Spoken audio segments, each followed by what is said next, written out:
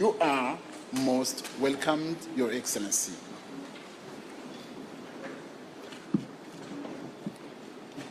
Thank you very much, Mr. Speaker. Thank you, Your Honourable Excellency. members. Thank you. You may take your seats.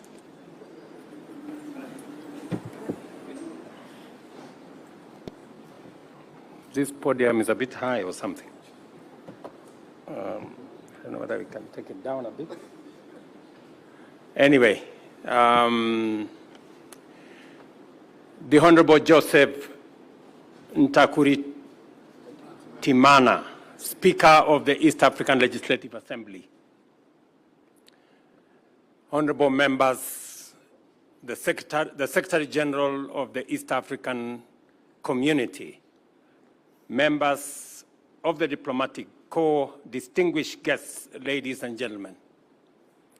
Let me first take this opportunity on behalf of the government and people of Kenya to welcome honourable members from Yala to Nairobi, and it is my wish that you will enjoy deliberations in Nairobi and also have time to enjoy Kenya.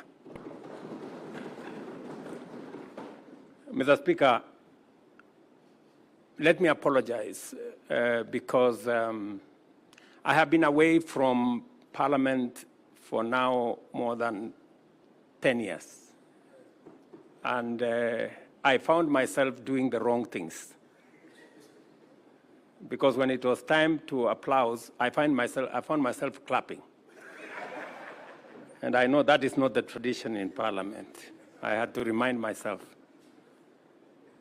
But I am delighted to join this august assembly today to preside over the official opening of the third session of the 5th East African Legislative Assembly, and to have the honor of welcoming you back to our Parliament chambers in Nairobi after 6 years. It is immensely gratifying to note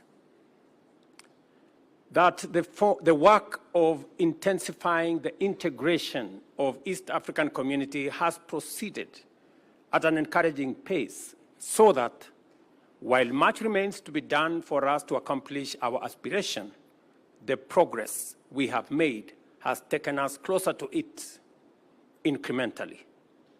It is no overstatement to acknowledge the contribution of this assembly towards making this progress possible.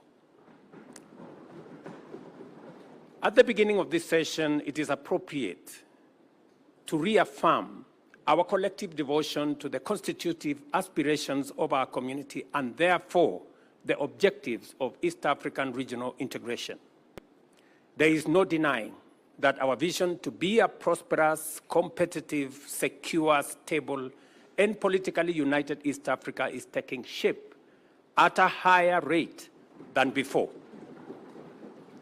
The ultimate aim of this noble enterprise is to transform and translate economic, political, and social, as well as cultural integration into a positive impact on the well-being of every citizen of East Africa. Our common agenda, therefore, is to set out optimal policies and strategies which unite us firmly in the singular pursuit of positive transformation in the political and economic, social and cultural, research and development, as well as technology and innovation, including defense and security, and also the legal and judicial sectors of our society. It is fair to say that much of our efforts cannot proceed, let alone succeed, without the loyal contribution and hard work of our community's legislative organs. This organ of Yala, as well as the respective parliaments. This assembly accentuates the direct linkage between common regional and specific intra-member state policies by performing the vital and simultaneous functions of embedding regional integration agenda at the heart of domestic policymaking, while also ensuring that the EAC represents, articulates, and projects the interests of member states as well as the entire collectivity of our community. Our people's journey to a prosperous, competitive, secure, stable, and politically united East Africa entails the implementation of policies and establishment of institutions under the four well-known pillars of our integration, namely a customs union, a common market, monetary union, and a political federation. The instruments and frameworks needed to bring into operation our semi-autonomous institutions delineate our areas of cooperation and attend to the pillars of integration are promulgated under the exclusive mandate of this Assembly, which has demonstrated exemplary dedication to its legislative function, consensus deference to important lessons from the history of our regional integration efforts, and a vigilant commitment to deliver a robust architecture for the successful delivery of an ambitious program of action for our community. By dint of a consistent drive to implement our collective vision for integration, this Assembly has enabled us to overcome the shortcomings which rendered the first East Africa community so vulnerable that it ultimately collapsed, and to make significant progress on each pillar of integration, thereby making EAC a resilient, dynamic, progressive region on the threshold of historic transformation.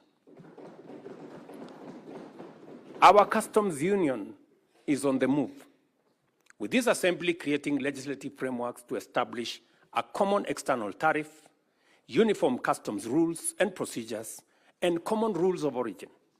And I want to congratulate members here for being patriotic to EAC and making sure these instruments are in place. These frameworks also provide for the elimination of non-tariff barriers and the implementation of a single customs territory, one-stop border posts, as well as the facilitation of the development of regional and national trade information portals. For example, in a couple of weeks, President Museveni and I will be launching the one-stop border post in Swam, a border between Kenya and Uganda, complete with a road connecting both countries that was sourced by funding that was collectively undertaken by the government of Kenya and the government of Uganda. Similarly, the Assembly has provided the framework to conclude the COMESA EAC SADC tripartite free trade area agreement. The signing of the agreement establishes the African Continental Free Trade Area also, and the adoption of the EAC e-commerce strategy. As you are aware, the bringing together of the tripartite agreement will bring 27 countries into one common market with a GDP of approximately $750 billion. That will make it possible for East Africa, parts of North Africa, and the whole of South Africa to trade together and to eliminate trade barriers that consistently stand in the way in our quest to enhance and expand business, trade, enterprise in our region.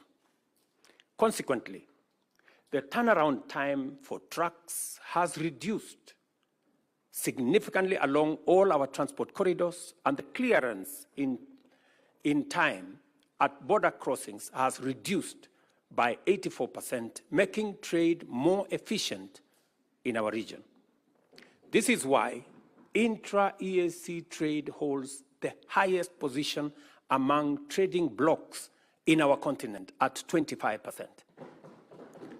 With a combined GDP of US dollars 350 billion, a population of approximately 350 million, and an expansive area of 5 million square kilometers, the EAC member states are an attractive investment destination. East African Community total trade in 2022 stood at US dollars 74 billion. The same year, Africa accounted for 44% and 25% of EAC's total exports and imports, respectively.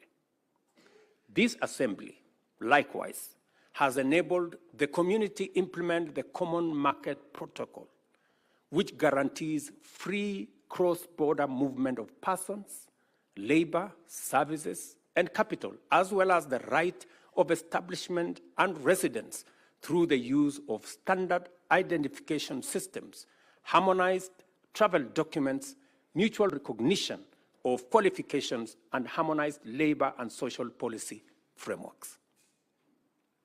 The EAC e-passport is now internationally recognized, while several member states now permit citizens to travel using the national identity cards. Visa fees for cross-border movements have mostly been eliminated, and cross-border communities now enjoy free movement. Students can enroll and transfer with greater ease. Regional institutions now implement mutual recognition agreements for various professional qualifications. To actualize the East African Monetary Union by 2031, because that's our aspiration, this assembly must provide the necessary framework to anchor the full implementation of the customs union and common market protocols, especially through the establishment of vital organizations such as the Monetary Institute, Bureau of Statistics, Financial Services, as well as the Surveillance and Enforcement Commissions.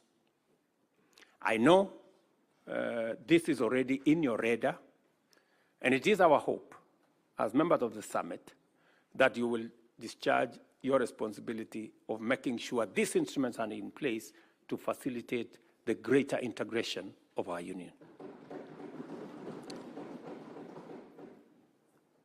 Additionally, the Assembly should facilitate the convergence of criteria for macroeconomic governance and provide for the harmonization of both fiscal and monetary policies. The fourth pillar of East African integration, the political federation, depends on effective cooperation in the fields of political affairs, regional peace and security, as well as defense cooperation. The transitional model for our federation is already in place in the form of the East African Political Confederation, under which we have been able to deploy the East African Community Regional Force, for example, to restore peace and security in Eastern DRC, while other achievements under the transitional model include the Chief Justice's Forum to strengthen the rule of law, enhance access to justice, and facilitate the evolution of a distinct East African jurisprudence. Similarly, the other platforms have been established to enable progressive engagement between national institutions through the exchange of information, skills, and capacity, and developing common regional standards in such diverse fields as good governance, election management, and human rights institutions, and institutions that govern anti-corruption. We now have in place